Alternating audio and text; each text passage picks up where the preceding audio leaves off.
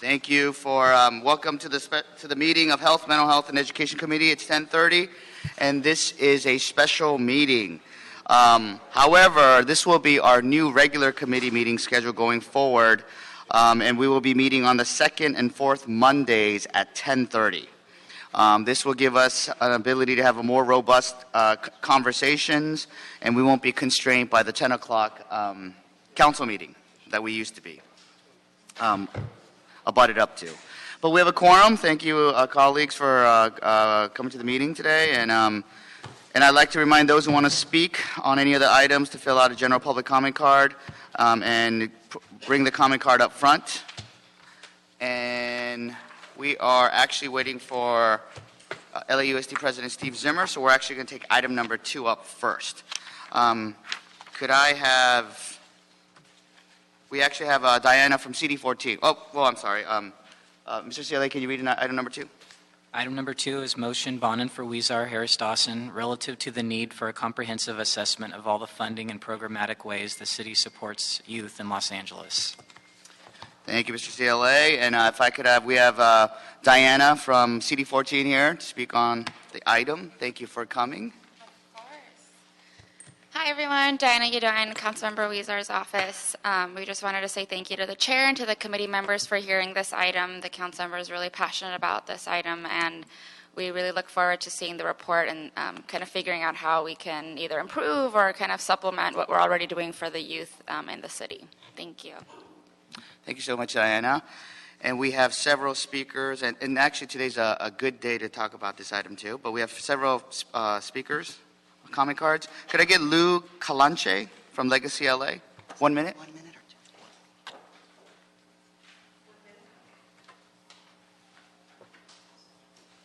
Good morning, how are you? I'm Lou Calanche, I'm the Executive Director of Legacy LA. I'm part of an effort that started off in Boyle Heights called Boyle Heights for Youth that is focused on the creation of Youth Development Department in the City of LA and the decriminalization of youth in our city. We've been doing a lot of research. We have a lot of support from different TA providers that have allowed us to investigate what other cities are doing. So City of New York, Boston, Chicago, San Francisco all have youth development departments which prioritize youth in our city and fund them with general fund funds. So we would ask for you to support this council motion and to get it to full council and to get a full report and basically assess what services we are providing at the moment and how we can start to coordinate. We believe that a youth development department will allow us to have a coordinated vision for the city, so it's really important that we get there so that all the youth services are under one umbrella versus spread out through different departments. Sorry for going over. Thank you. That's okay, you're going to finish your thought. Thank you so much. Thank you. Next, we have Laura Gonzalez from the Las Fotos Project.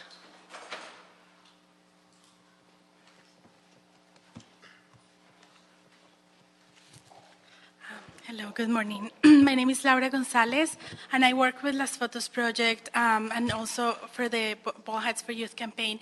And I have seen how not only my students, my girls, but other youth are becoming involved in the campaign and in becoming involved in the youth programs that are in Boyle Heights. They get a sense of like, confidence. They get a sense of like civic duty. They want to get involved in what happens in the city. They want to get involved in what happens in the neighborhoods. So I think that youth programs are really, in Boyle Heights, these youth are really empowered by these programs, and it's just wonderful to see what these programs do for them. Great, thank you. Mm-hmm. Next, we have Assad Baig from the Advancement Project. Good morning. Assad Baig from the Advancement Project, a public policy organization based in Los Angeles. We'd like to acknowledge Councilman Huizar and this committee for prioritizing this motion. We do want to acknowledge that the city is going through a process with the many issues they're dealing with, but we do have an understanding that our youth should be prioritized. Currently, youth services are divided amongst GRID, SNL, workforce development, which are all based in different departments and different agencies. When you look at New York, San Francisco, and Boston, each of them have used general fund dollars and outcomes-based priorities to agendize the youth in their city services. We look forward to working with this committee and city leadership in ensuring that we provide the proper funding and mechanisms for our youth and their programming. Thank you so much. Thank you. Next, we have Eric Hubbard from Hovines, Inc.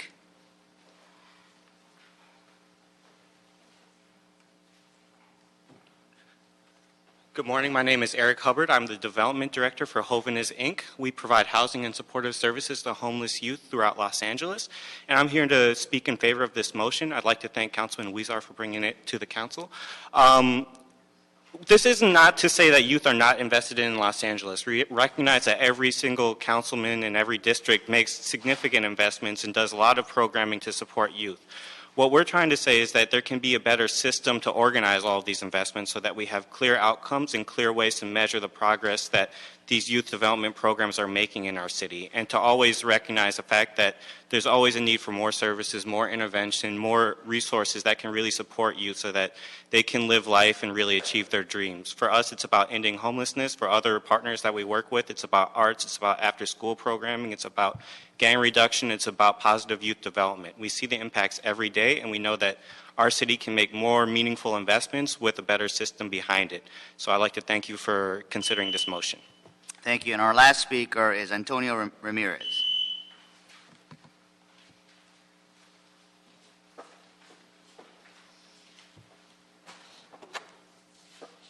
Thank you. You council members and city attorneys most definitely need to do a comprehensive assessment of all the funding in programmatic ways that you illegally supported.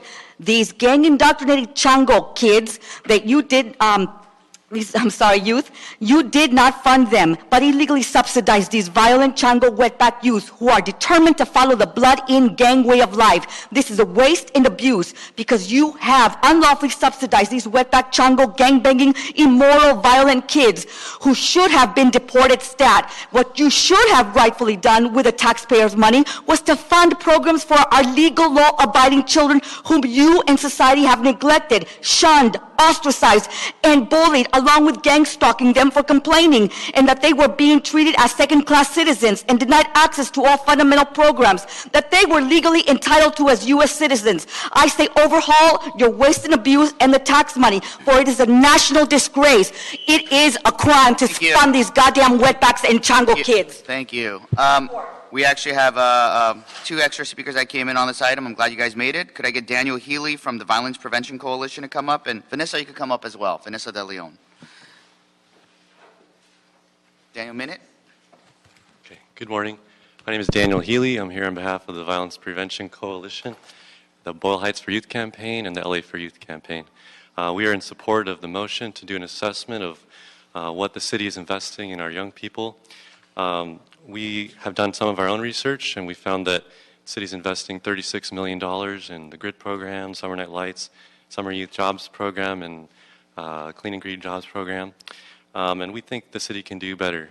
We looked at other major cities across the country, New York, San Francisco, Boston, and found that they're investing at a much higher rate in their young people.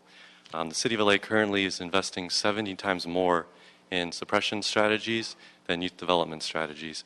And so I'd like to invite you all and your staffers to a meeting on Wednesday at the California Endowment. I have a flyer here. We're going to take a look at what does it look like for an LA that loves its youth.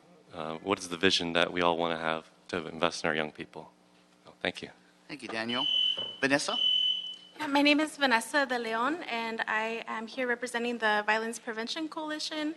And I came in support of the motion and just asking for the city to invest more in all of the great programming that we have, but that needs to be increased and needs an infrastructure as well to be supported and to support the youth across the city in Boyle Heights, in the various cities in Los Angeles. There's so many great programs already existing, but there is a need for more in those higher need areas that may not have access to the different resources that can provide students to excel in academics, in different enrichment activities. Growing up in Los Angeles, I wasn't afforded many resources, so I'm asking for you to invest in youth today. Thank you. Thank you. You know, this is a very interesting and exciting motion and program. And this is obviously a motion from Councilman Huizar's office asking for city staff to report back on youth programs at the city. After council approves it, we look forward to having these reports coming back here to committee. And thank you for everyone who came out. Obviously, there's tremendous support for this. And thank you to everybody who came out to speak and testify on this item today. Members, if you don't have any questions, I'd like to move it. If I can. Oh, sure. I do want to recognize Mr. Huizar, the maker of this motion here, Mr. Chairman. Thank you for swiftly hearing this in our committee. And I believe this was in response to that the officer-involved shooting in Boyle Heights involving such a young man. A tragic situation, not only on the officer's part, but also on the community's part. We have to ask ourselves, where did we fail this kid? What happened? What happened at home? What happened in the school? Just a lot of questions came up after that incident. So, and I turned to my experience when I was working with teenagers with the LAPD, and as a senior lead officer, I didn't know where to turn to help fund this teen community police advisory board, using teenagers to problem solve. Instead of arresting kids and putting them in the back of my police car, I found that it was important to put them in the front of the police car and working collectively alongside officers in the streets. But I had nowhere to go. I had nowhere to turn to. I remember turning to then Councilwoman Janice Hahn's office for funding, turning to our neighborhood councils for funding. So I believe this motion before us, which I'm confident we're about to approve, will look at ways to streamline funding to support our existing youth programs and our partners that are here before us. So I do want to thank Jose and his staff that have, and I encourage also to work with Ann Tremblay, director of our Gang Reduction Youth Development Department in the mayor's office, to make sure that she has a seat at the table and that we're doing everything we can to help support our kids across city lines. Thank you. Thank you, Councilman Buscaino, and it is a pleasure for us to hear this here and move it as soon as possible. With that, Councilmember Buscaino moves. Seconded by O'Farrell, and unanimous. Thank you. And you know, for those who are in the audience, you should stick around for item number 1 because, Mr. CLA, if you could read item number 1. Item number 1 is motion Rue, Wesson, Krikorian et al. Requesting the city administrative officer, with the assistance of the chief legislative analyst and city attorney, to report on the feasibility of instituting a children's savings account program in the city of Los Angeles for Los Angeles Unified School District students, and presentations from the Corporation for Enterprise Development and the Youth Policy Institute on program models adopted in other jurisdictions and best practices for the development and operation of such programs. This matter has also been referred to the Budget and Finance Committee. Thank you. And in the spirit of exactly the conversation we're talking about and trying to help the youth, this is a great, I urge you, the audience, to stick around. But before we jump in, colleagues, I just want to provide a little bit of background. This subject matter is something that I've discussed with you, with many of you colleagues and the other council members in our city council offline, as well as school board members, and we have school board president Steve Zimmer in the audience, who will be speaking shortly, and the mayor's office as well. The mayor is personally very excited about this as well. We always talk about education being the silver bullet to many of our social problems, and I hope it becomes clear that a children's savings account program and post-secondary education can be a boon to economic growth, social engagement, and civic awareness. But you know, this is also very personal to me because I immigrated to this country when I was 6 years old and grew up in a family with very limited means. But I look back and I was very fortunate that I had a very, very strong mother and grandmother who raised me, and they were incredibly strong, and there was no question I was going to college. And I think that was one of the main reasons I did go to college and became and was able to take advantage of opportunities. But I do remember I have way too many friends and neighbors in my actual same block who didn't have that same opportunity. And it's not because they didn't have the grades and they weren't resourceful enough to figure out how to pay for it, but it was primarily because it wasn't expected. And we hear oftentimes of, a lot of people saying, I was the first person to go to college, and, and that was my neighborhood. It wasn't part of their normal every day. It wasn't part of dinner conversations. And research now shows that in these discussions, when they have discussions and have expectations of their children, this awareness is critical in determining whether a child enrolls and graduates from a college. In fact, one recent study in Washington University, St. Louis, shows that youth who are expected to graduate from a four-year college and have a dedicated savings account of up to $500 in it are 7 times more likely to attend college than youth who have no college savings account. So before we move on, and I would like to note that this is just the beginning of a lengthy discussion. We've been working hand in hand with Board President Zimmer's office, and we've developed a jurisdictional division of labor. This committee will be touching on many of the financial, technological, and structural components of such a program, but today's discussion is intended to provide background, so this committee and council are able to get detailed reports back to move ahead with all the available information. And lastly, I would like to say that the timing of these discussions couldn't be better. Not just because we heard item number 2 about various city programs for youth, but LA Unified has been identified as having the highest concentration of low-income students in the state. And many of them are foster youth and English learners, with more than 80% living at or below the poverty line. A children's savings account program for Los Angeles, in coordination with post-secondary educational proposals we've seen that comes out of the mayor's office about free tuition for a year, and the state legislature could go a long way to giving a leg up to our most vulnerable students. With that said, I'd like to bring up Board President Zimmer, our great friend and partner, which this program would not be possible. We would not be able to take it off the ground without our partnership with you. Thank you, Mr. Chair, and thank you for welcoming me to this committee. It's great to be among friends and esteemed colleagues, and also in City Hall, where people are much nicer to me than at the Beaudry headquarters. I'm very proud and honored to recommend to you an aye vote, an affirmative vote on item 1. This is very important. You may have noticed the traffic patterns have shifted. We are now back in school. School started on Tuesday. Appreciate everybody's support in a very smooth opening of school. What you may not know is that the Cal States go back today.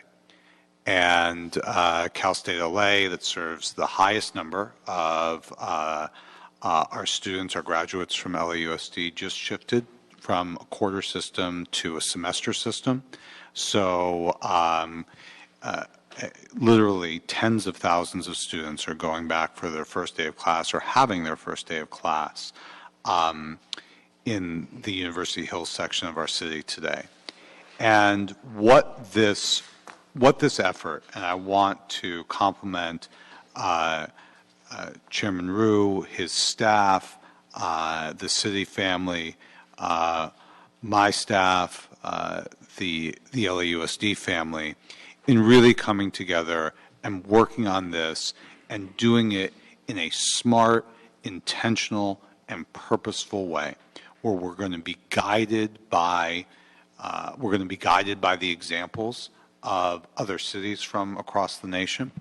We're going to be guided by the best research in this, and we're going to be guided by partnership and conversation. This is not something that is just a great idea. Let's throw it out there and see what happens. It's way too important. We know that the students who are starting Cal State today from LAUSD are overwhelmingly children, young people now, graduates who are living in poverty.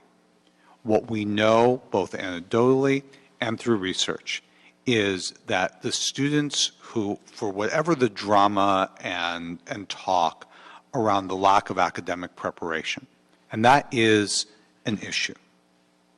If you talk to students who end up leaving community college and university, the number one thing that they will tell you is stress. It's stress and balancing and not knowing if they are going to be able to pay not only for university, not only for their dreams, but for their responsibilities that don't go away while they are trying to achieve their dreams. This is a very, very important collaboration, an important effort. That's why here in committee today, this resolution, this motion is coming up, and tomorrow Chairman Rue will come to LAUSD board meeting, I promise, as kind and welcoming a reception as I always get here in City Hall. And we're doing this together. And these are exactly the kind of partnerships that will make the relationship between the City of Los Angeles and our school district the best in the nation. And I appreciate the opportunity to work in this way. This is also very personal for me. I graduated with what was then a mountain of student debt. That mountain isn't even a molehill today compared to what our students are graduating with, if they get to that graduation stage. This is a big part of college persistence. And if it weren't for, in a different generation, the free university system of the city of New York, I mean, I'm here for two reasons. I'm here because of the GI Bill that my dad was able to take advantage of after World War II, and I'm here because of the free city college system of the City University of New York. In my parents' generation, I'm a second-generation college student. In my parents' generation, that was the only thing that allowed them to break through and have a pathway out of poverty. For our generation of students now, this, combined with LA's promise, we're taking the first steps to actually have that social contract with the next generation of dreamers. So this is very personal I think for all of us, very personal for everybody who's gathered here today, and especially given the issues that that the speakers addressed in the previous conversation. Hope is a very powerful thing. And this can be part of us not being reactive, but proactively investing in hope for our kids. Thank you so much for this opportunity. Thank you, Mr. Chairman. Thank you, Mr. Zimmer, and I know you're crunched for time, so thank you so much for taking time out of your schedule to come and speak to us today. Really appreciate that. And at this point, we have a PowerPoint presentation from Ms. Solana Rice with the Corporation for Enterprise Development to talk about what a successful child savings account program looks like. It's up on the screen, and I think all members should have it in their binders as well. Thank you. Thank you, Councilmember Rue. Thank you for this opportunity to give you a little bit of background, and thanks for the impassioned speech from Board President Zimmer. He did so much groundwork for me. That's great. My name is Solana Rice. I'm an Associate Director for State and Local Policy with the Corporation for Enterprise Development, also known as CFED. We go by an acronym because we're actually based in D.C. We have a second office in San Francisco, and that's where I am based out of. And so CFED is a national nonprofit. We've been around for 30 years. That entire time, we've been dedicated to providing opportunity for low-income families and individuals, and making sure that we're building an opportunity economy. And we do that in a couple of ways. We both do research on best practices. We help connect practitioners on those best practices, and we drive policy change as well. And so we are so pleased to be supportive and advisory to Councilmember Rue and to the City of LA. So a little bit about why we do this work. It is exactly fundamental to building financial capability and financial security for families. Education is a tremendous wealth builder over the long haul, and we have hundreds of practitioners, foundation representatives, and decision makers all interested in children's savings and committed to this idea. And so collectively, we've started a campaign for Every Kid's Future. We have new members all the time. I think St. Louis, which I'll talk a little bit about later, is our latest large member in this campaign. And our goal is 1.4 million savings accounts by the year 2020. And so we've got a ways to go, but this could be a big dent in that number. So what do we call, how do we define children's savings accounts? They are long-term asset building savings accounts and investment accounts. They are for folks ages 0 to 18, young people, and they are restricted in use, typically for post-secondary use. They also have an incentive structure, typically, with them, and withdrawals are restricted. All withdrawals typically go through a third-party system.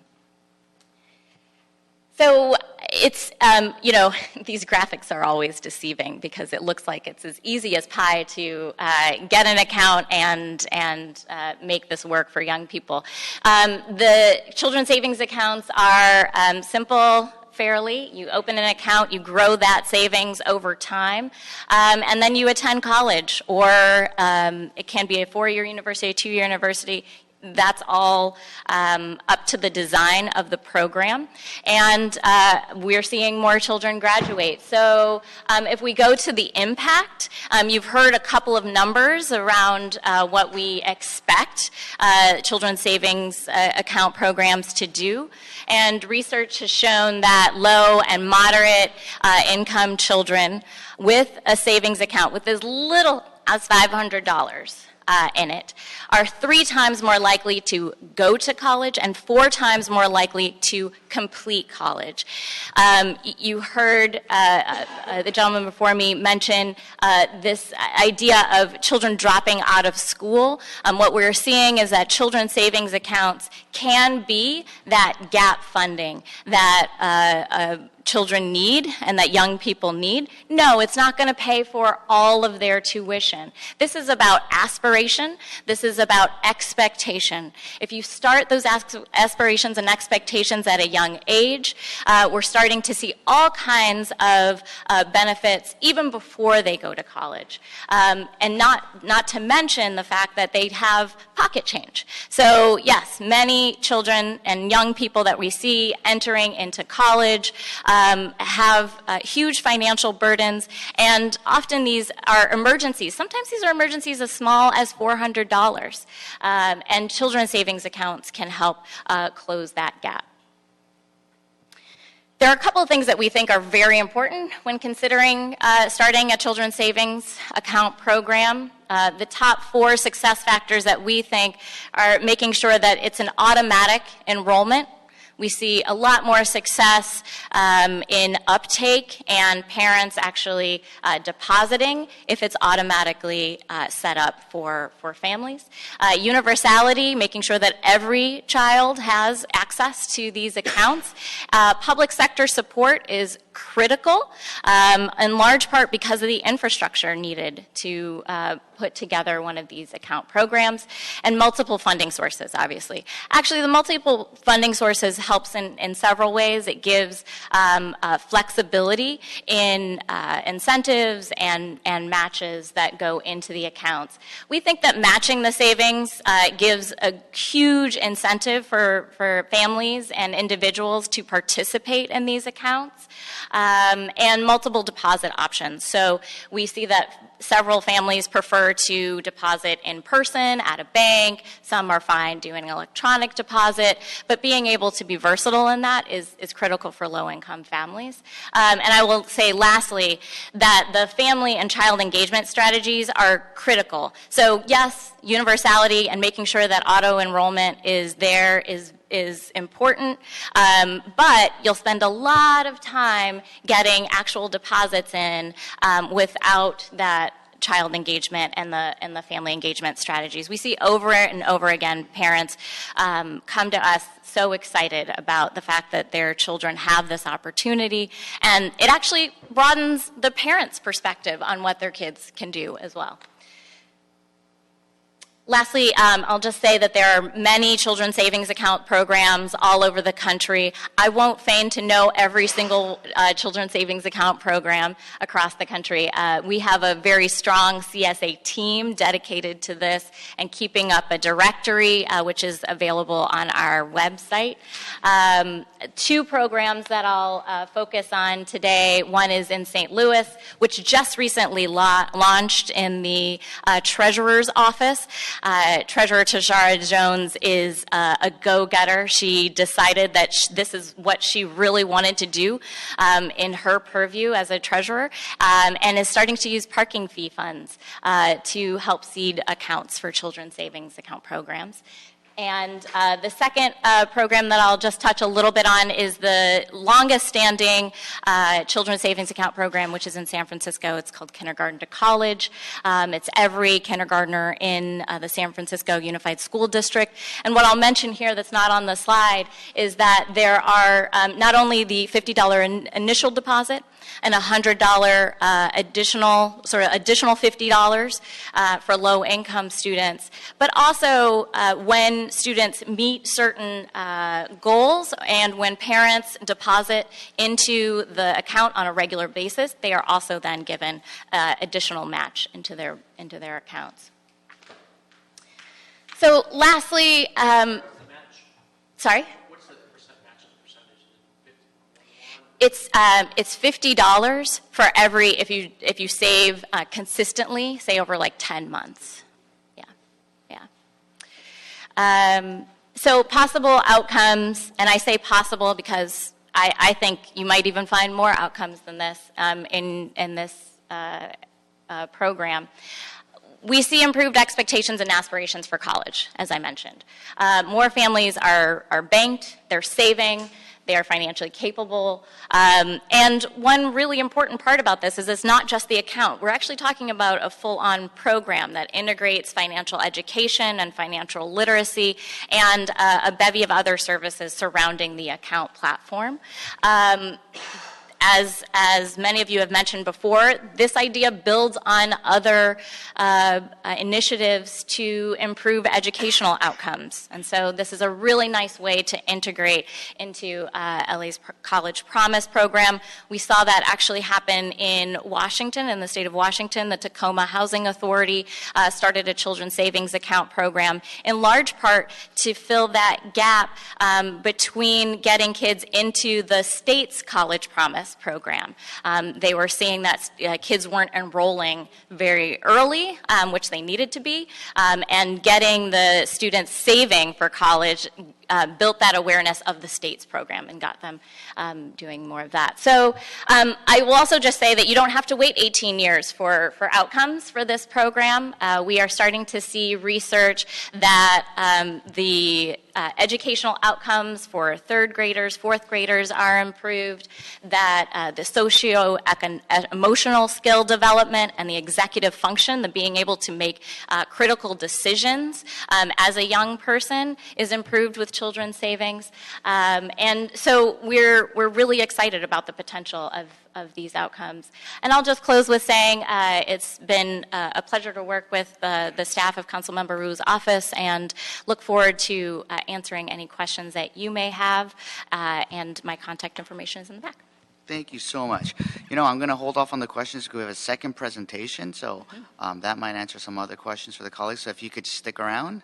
And next we have Angelica Solis from YPI, which we all know. Go ahead, Flores. Hi, good morning. Thank you very much. Angelica Solis Montero. I'm the Chief Community Development Officer for the Youth Policy Institute. We are a multi-service agency here in Los Angeles, providing services at local schools and community centers, services that we provide ourselves and services that we contract out to a lot of other partners. I'm really happy to be here. I want to thank you again for putting this motion forward. We have been providing what we term college savings accounts. Obviously, they're not official children's savings accounts in the traditional form, but we provided them for all the reasons that Solana just went through. So I won't walk you through all of the rationale and all of the things that we have learned in working with families over the many years, but I'll focus on what we're doing and how we're doing it and the different types of accounts that we have for families. Super quickly, again, our mission is really to help reduce poverty by providing a holistic approach to services for families in Los Angeles. We are focused in two main geographic regions in the San Fernando Valley of Pacoima, San Fernando, Sylmar, and then in the mid-Los Angeles area in the communities that include Hollywood, East Hollywood, Westlake, Pico Union, and Koreatown. We have 135 sites across the city. We serve over 100,000 families each year. We have 83 public computer centers. We have 56 after-school programs at public schools across the city. We have 4 operated public schools by YPI, 9 full-service community schools, and 5 city-funded community centers, and these include work source centers, family source centers, and youth source centers. We're also one of the partners for the neighborhood revitalization initiatives from the White House. These are place-based initiatives, again, that allow us an opportunity to concentrate resources and attempt to have a collective impact in certain geographic regions across the city. So our financial empowerment services are really 3 core services that we're providing, and this is just by way of background. So we have financial literacy workshops where we focus on 4 key issues. These are workshops that were adopted by federal certified curriculums that we issued to parents and to students, primarily middle school and high school students, although this fall we will begin financial workshops for elementary students as well. We operate out of primarily 22 schools in LAUSD, again in the San Fernando Valley and the Mid-City LA. We do financial coaching. This takes place primarily at our centers. We also have socially responsible financial projects, and this is sort of where I'll really hone in on the college savings accounts. And then finally, we have 3 certified VITA centers where we provide free tax preparation services to families. Again, these are the sites where we're operating from. If you go to the next one. I'll just also bring up that we have a financial empowerment window at the Mexican Consulate where we're providing group presentations. We also provide individual consultations for folks to come in, where we provide things such as credit, rebuilding services, financial coaching, budgeting, et cetera. And then we also help clients establish personal plans. And then finally, we have a financial opportunity center in partnership with LISC at our Worksource Center in Pacoima. Again, financial coaching is a principal activity, income supports, and then, of course, the workforce development piece, since we're at the Worksource Center, encouraging families that are individuals that are seeking workforce development services to also establish savings accounts, budgeting plans, et cetera. So our model is really sort of centered around, or it starts with the financial literacy piece. That's sort of like our hook, where we go in and we provide these financial literacy workshops at our centers, our partners, and our schools. From there, we refer folks to our college savings accounts and some of the other services that we're providing, again, at our centers or that we can provide at the local schools.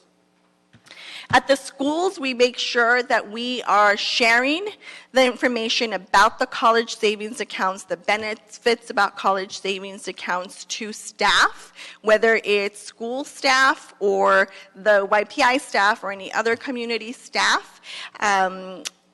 At the local schools. We want to make sure that they really understand the types of products that we have available to families, and that they understand the importance of beginning to integrate these sort of mentalities, the importance of financial capability, the importance of savings, and that they start to share this information out with families very early on. We also do the workshops, and this is where we really get an opportunity to talk about the things that they'll need to be able to save for college, the importance for saving for college. This is where we talk also about some of the documentation and the paperwork they may need to be able to open the 2 different accounts. This is the first time that they'll get an opportunity to open accounts. We have a partnership with Citibank, City Community Development, where they've allowed us to use a platform so that if a family or a parent comes in and they have the documentation, we can open an account for them on the spot. They don't have to come back to us. But the third phase is the follow-up. So if a family hears about the college savings accounts, they don't have all their paperwork when they first come through one of our workshops, we then do a follow-up, whether we come back to the school and do the one-on-one more personalized information session with them and open the accounts, or we invite them to one of our centers where we can open accounts for them as well. So we have 2 accounts. The first is what we call our Family Save account. This is a one-on-one match savings account. So we ask that families save a minimum of $5 each month over the course of 1 year. We match 1-to-1, so $5 max over the course of that year. If families open an account with us, we would give them a $26 bonus. If they've saved for 6 consecutive months, we give them an incentive of $75 at the end of the year. The types of documentation required to open an account are either a social security number or some sort of verification of residency, utility bill, matricula consular.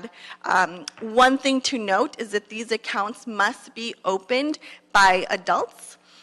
So a caregiver or a parent. So if we go and we provide a workshop to youth, they need to come back with a parent to open the account. So we wouldn't be able to open an account directly for the youth because they're not automatic accounts. We see this sort of as our starter account. This is for us an opportunity to really begin to introduce what these accounts are, the importance of saving, to really sort of tie in to all of the work that we're already doing in schools to really promote a college-going culture.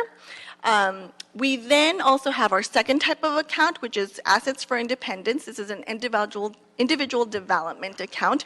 It differs from the Family Save account. So this account was established just this year. It's a 3-to-1 match savings account, so the match is greater than the Family Save account. But we do have some stricter guidelines. So families and students that open these accounts have to meet our federal poverty guidelines. Students have an opportunity to save up to a minimum of $220 over 1 year. We then match $660, up to $660 for that year. They again get a $75 incentive if they've saved consecutively for a minimum of 6 months. And the difference here also is in the previous account, the account is held by the family. And in this case, all funds are released to a higher ed institution or accredited certification program, et cetera. So by the numbers, what have we seen? Since October of 2012, 2,648 people have gone through financial education. Families have saved over $253,000. This does not include the match that we've put in. This is what they're saving on their own.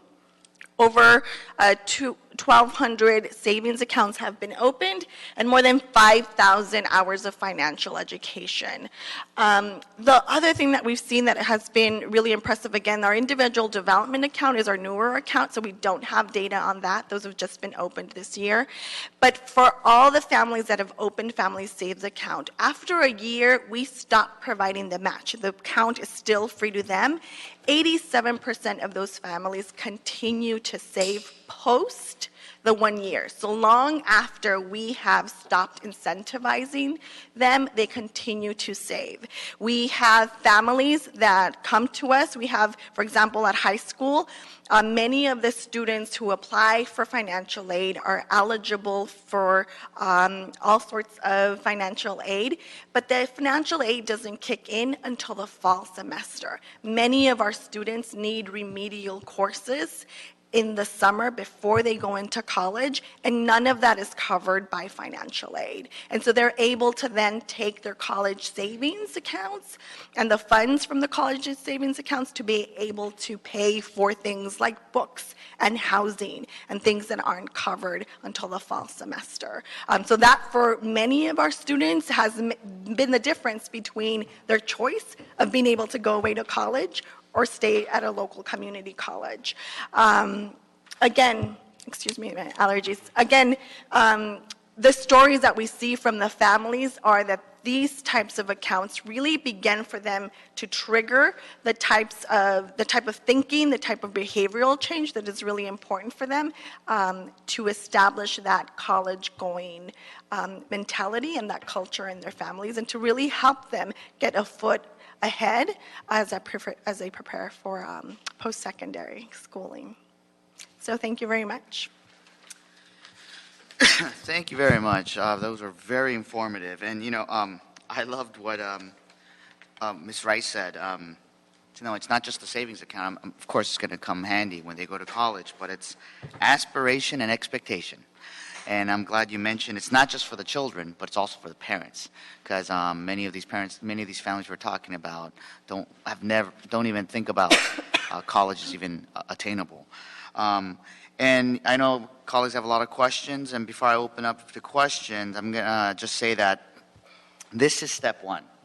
Approving this item today basically gets the ball rolling, which will enable, and we're going to be instructing city staff to provide a robust report back. And when the report back comes back, that's applicable to the city of LA, that's when we could ask the city or LA specific questions. So I just want you guys to have that in mind.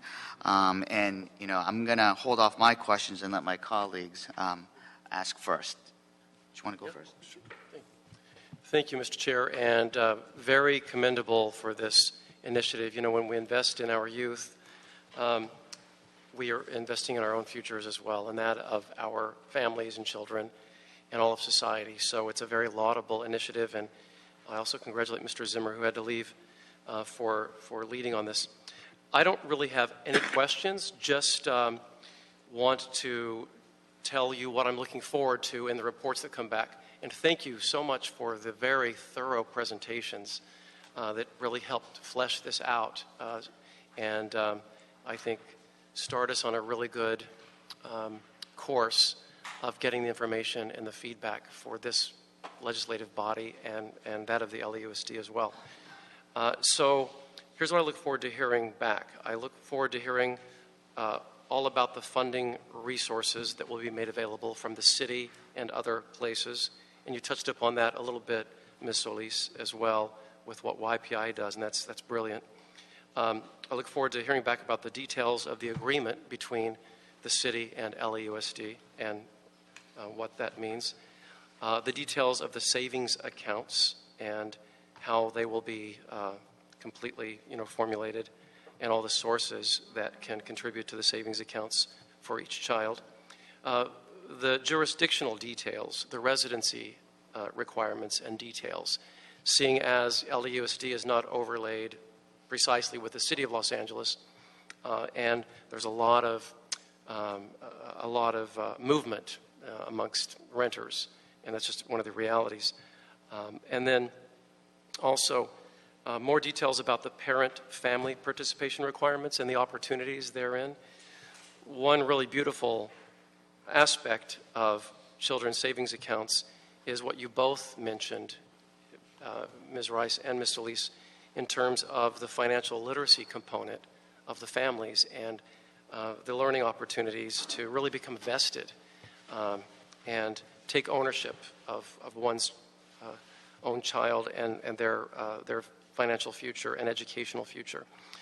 Also, the economic hardship qualifications. You know, where do we sort of draw a line between those who will receive public subsidies and those who won't because of family income levels? And also children's saving accounts vis-a-vis public schools and charter schools. I think we're going to need to dive right into that maelstrom just to get clarity and to make sure that we reach a fair and equitable proposal. And I think we do all that hard asking of the questions and deep digging and have the information before us, and it will set up a program like this to be much more successful otherwise. But very exciting, and I look forward to doing what I can to help support an initiative like this. So thank you. Great. Thank you, Councilman O'Farrell. Any other questions? Rich? Thank you. Just a couple of questions. What's for Ms. Rice? What's the typical time frame for the implementation of CSAs in the other jurisdictions? Yeah. So, the kindergarten to college model probably took the longest because it was one of the first. So they actually did a sort of a phase rollout, a pilot in 2010. So it actually took them a couple years, 2 years, to really get their feet under them. Now we're seeing that down to 18 months. Yeah. So a year and a half, year and a half to 2 years. Year and a half, Okay. yeah. And many of these jurisdictions that implemented CSAs, the children's savings accounts, have they completed, I know you went over some of them, the evaluation of the long-term impacts on the students? Actually, so kindergarten to college is one of the first ones, again, and so they're starting to do studies because now their kids are in fifth grade. The longest-term study that we have is one that you referenced, actually, from Washington University, studying the Oklahoma SEED initiative, and happy to share outcomes from that. But, long-term, we're seeing kids go to and through college, and then we know what kind of outcomes that reaps after that. Yeah. Great. Ms. Solis, you talked about the financial literacy programs like the Family Save, College Bound program, and the new one, your individual development accounts. How would that work with, or how would that be related to a child savings account if we did something like that? Sure. I mean, I think the principles around the family literacy piece are very similar. So, for example, the FDIC Money Matters, which is a curriculum used widely by several folks. I don't know if any children's savings accounts use these or not, but the idea is that it's a very accessible curriculum that talks about budgeting, that talks about credit building, that talks about the four systems of higher education, all of these things that are really important for families to know and understand and being able to manage money, and especially for the purpose of going on to college. Great. And for these programs and the many programs that you guys do at YPI, are all areas of high need represented? Yeah, so, well, we focus primarily on families that are at or below the poverty line, but we recognize our Family Save account has a lot more flexibility. By virtue of working with a lot of the schools that we do, most of those families are representative of the various high need populations. Great. And for both of you guys, do you guys have any feedback for the city of LA as we embark in this from your experiences through nonprofit, through YPI, and lessons learned from other cities? I mean, we are probably going to be the largest city who participates in this. Any thoughts? Do you want to go first? I think just the one thing that stood out, it was one of the things that Solana shared, is obviously we have to go in and convince families to open these accounts. We know that once they do, there are huge benefits. So the idea that a family could automatically be enrolled into an account is very exciting because that tends to be sort of one of the biggest barriers that we see with the families that we work with. Access to those families to be able to share with them about these products has been one for us, being that we're just a small organization, if you will, compared to the size of the district and the need. I would say that there are a lot of moving parts, there are a lot of details, but this motion to establish a real feasibility study and to figure out the jurisdictional relationship is foundational and really key. It's a very important and great start.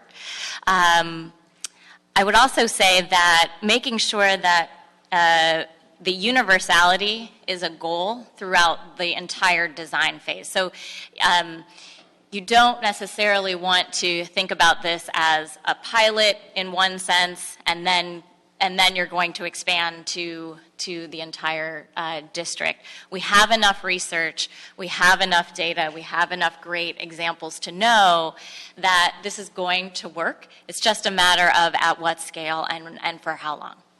And so we really recommend doing a phased rollout, not a pilot that might die in a month or two, but thinking about this as how do you incrementally scale. So even when you're doing those first phases, what are the questions that you need to ask to move forward? And having a really strong design team that asks the hard questions about what do we do about foster youth? What do we do about undocumented kids and families? Those are the critical questions, and I think getting buy-in from as many different sectors as possible is going to be key. So congratulations on this first step. And that's a perfect segue into my closing because I was going to say exactly that. Usually, City of LA, we are the trendsetters. We start everything. What we do goes California, and what happens in California goes a nation. But in this case, we're not the first. But the good thing is we know this works. We know this is proven. It's just a matter of basically all the questions you asked, Councilman O'Farrell, and that's what I'm going to have a couple of amendments to the motion that we're going to pass. But yes, it's about figuring out how it works for LA, because obviously every city is different, and we're the largest city. So it's figuring out through this collaboration what's going to work here. We know it works. We just got to figure out how we make it work here. And, of course, we could not do this without the partnership, particularly with LAUSD. And I know Council President Steve Zimmer is gone, but without his support, without our collaboration going at this together, and with partnerships with our nonprofit providers like YPI, who's already led the way on this, with CFED and everyone else. I mean, it's this collaboration that we can make this happen. I mean, we have local banks that give you $300 to open up a checking account, right? I mean, they just want to get customers. So this is, and I'm glad we didn't really dwell on the finances today, because that's when the report comes back, we're going to be able to do that. So, colleagues, I'd like to approve this motion, and I want to add some additional instructions. I passed it out. There's 4. It's lengthy, so I'm not going to read it in. But one thing, if I could add to the written part, all the report backs, could Mr. CLA and City Attorney, if we could ask them the report backs to be back in 60 days. So, no objections? So moved unanimously, and this is great. This is step one. There will be multiple discussions, report backs, and we'll make sure that everyone is engaged. But this is a huge step for our students, our future generations, our future workforce, our future citizens of the City of LA, and I think we're doing great today. So thank you on that. Item 3 and 4. I have, could I get Antonio Ramirez? Oh, 3 and 4. Can we read 3 and 4? Item number 3 is City Administrative Officer report relative to a request from the Los Angeles Department of Aging for authorization to execute a proposed contract with the Center for Healthcare Rights for the provision of health insurance counseling and advocacy program services. Item number 4 is a CAO report relative to a request from the Department of Aging for authority to execute proposed contracts for the delivery of various senior and family caregiver services. Thank you. And Ms. Ramirez, you signed up for both 3 and 4, a minute each. Thank you very much. To the city officials and the mayor and Department of Aging, how are you going to execute a proposed contract for the health care rights and health insurance counseling and advocacy program services when you can't even and won't even deliver the basic fundamental toilets and showers to the homeless, baby boomers, senior citizens, and our beloved aged military veterans? Why? Because the Music Center, Grand Park, Block 4, men's and women's bathrooms have been closed for repairs since August the 15th, 2016, 8 days now. Thanks to the goddamn racist wetbacks and Chango Latino gangbanging pussies and thieves and losers, they have vandalized, graffiti, damaged the bathroom walls and plumbing pipes and tubings and plugged up the toilets. Your unlawfully subsidized Chango gangbanging youth, again, don't work. It's a shame. Again, deport, stat. Your aging are suffering holding it in. They can't go to a bathroom. Number 4, to the CAO and the Department of Aging, before you execute a proposed, this is item number... Can you give another minute for item 4? Number 4, thank you. Thank you. To the CEO and all the others, please be on the alert on the senior caregiving programs and services that there is now a high elder abuse incidence.